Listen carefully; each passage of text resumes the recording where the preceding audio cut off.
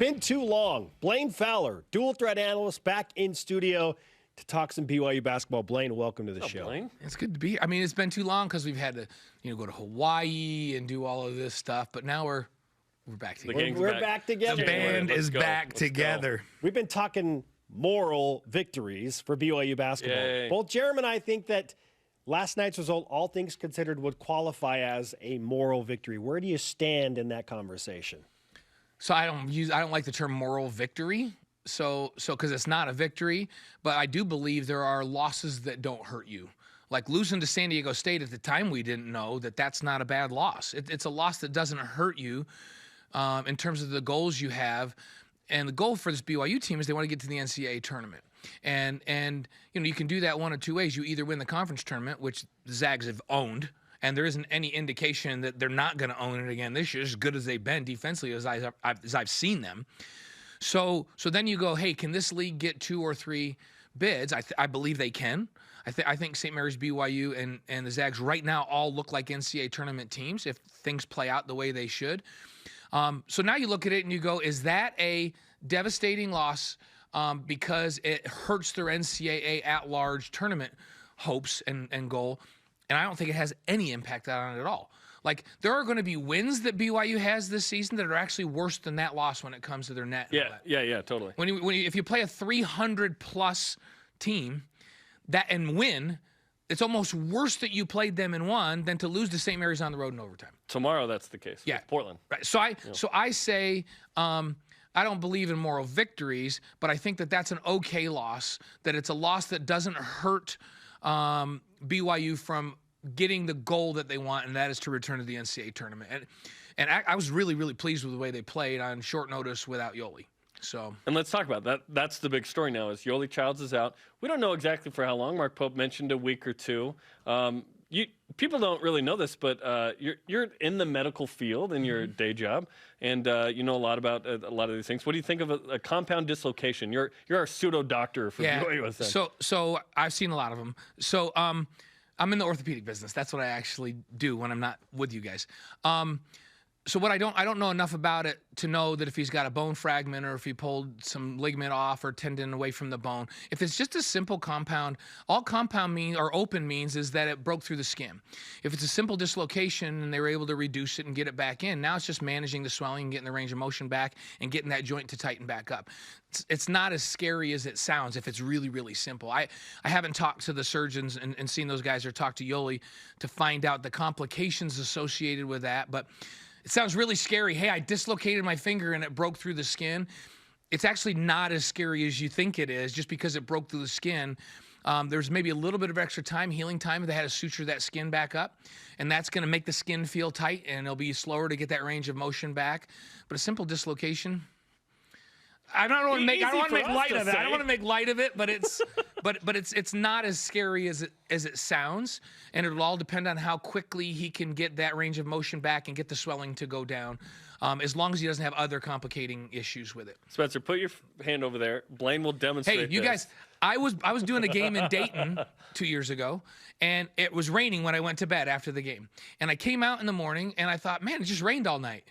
What I didn't know is that it turned into ice. Oh, boy. And I came and I stepped off out in front of the Marriott, and I stepped off, and I looked like a cartoon character. Like my feet flew up in the air, and I put my hand back behind me, and it hit the edge of the sidewalk, and this finger went straight up that way and then that way. It was a Z. I had a Z finger, and I thought, oh, this isn't good. But I do not have time to go to the hospital right now because I'm going to miss my flight. So I just grabbed it, pulled it out, reduced it, drove to the airport, and got on the plane. Now, the problem with that is it started to swell up.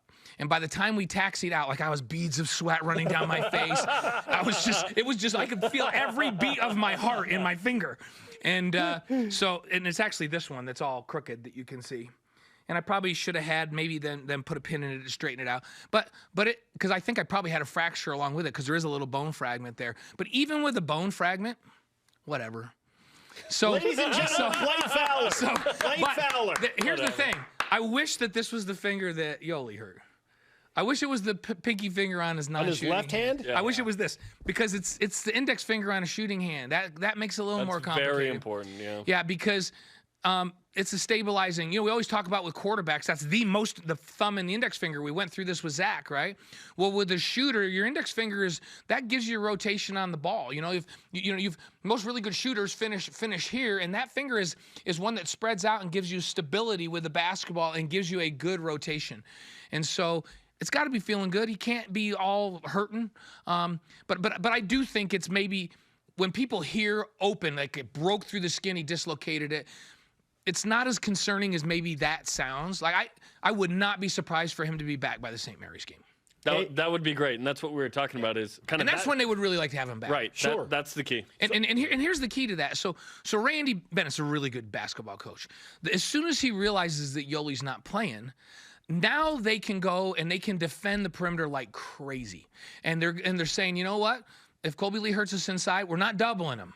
And even if Jake Toolson goes down in there and starts posting us up and scoring, we're not doubling him either. We're going to plaster three-point shooters. We're not giving them good looks.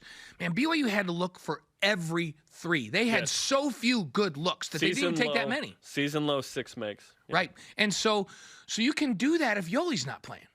If Yoeli's playing, you can't play the defense St. Mary's played last night. You have to go, okay, we're going to have to come from different spots. We're going to have to double team him. If you play the same defense St. Mary's played last night, when Yoeli's playing, Yoeli gets 40. But you don't play that defense when Yoeli's playing. And so there's going to be more open shooters if Yoeli's in the game. They'll get better looks than they did.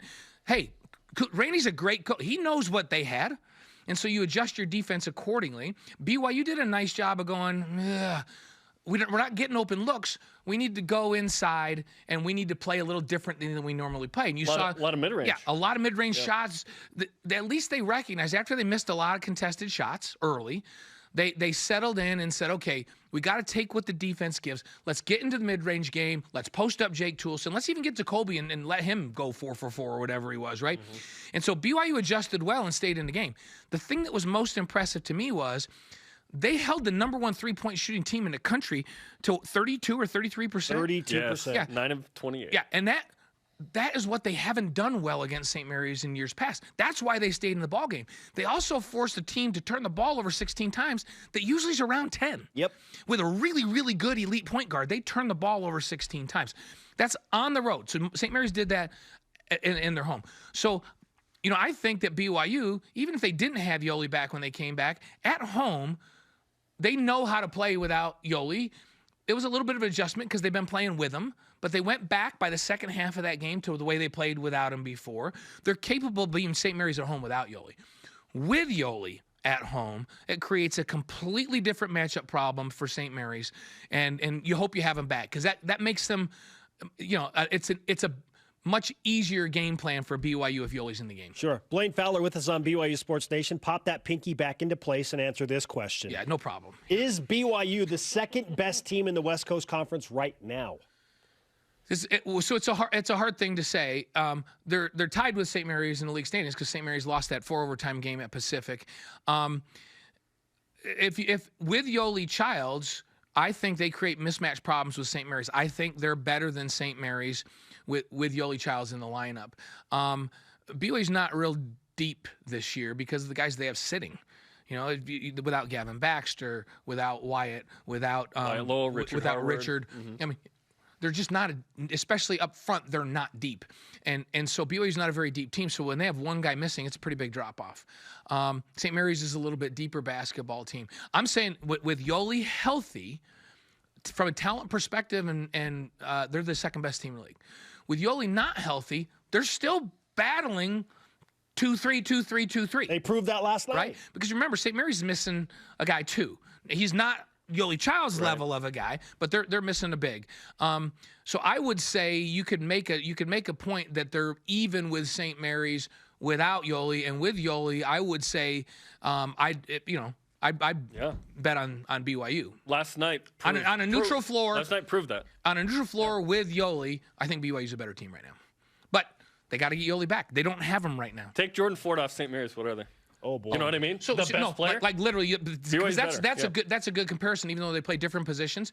Because if St. Mary's doesn't have Jordan Ford, you completely defend them differently. Yes. You have a completely different game plan to defend St. Mary's without him. That's how good he is. You have to adjust your game plan for him. He's an unbelievable penetrator, and he will just light you up from distance. So you try to choose with him. I'm going to play off him so he can't blow by me. Then he just knocks down a three. He did that a couple times. I'm going to push up on him. He just goes right by it, and he's a great distributor. Well, if you don't have that in the game, that's huge. With Yoeli Childs, you can't not double team him or he's going to score 30 plus. So you have to game plan for Ford. You have to game plan when you're playing against Yoeli Childs. That's a good equivalent thing. If that St. Mary's without Ford cannot beat BYU. Yeah. Our in-house resident surgeon, Blain Fowler, bringing it on BYU Sports Station. Great stuff, man. Thanks for coming in. Good to see you guys. Thanks, Blaine.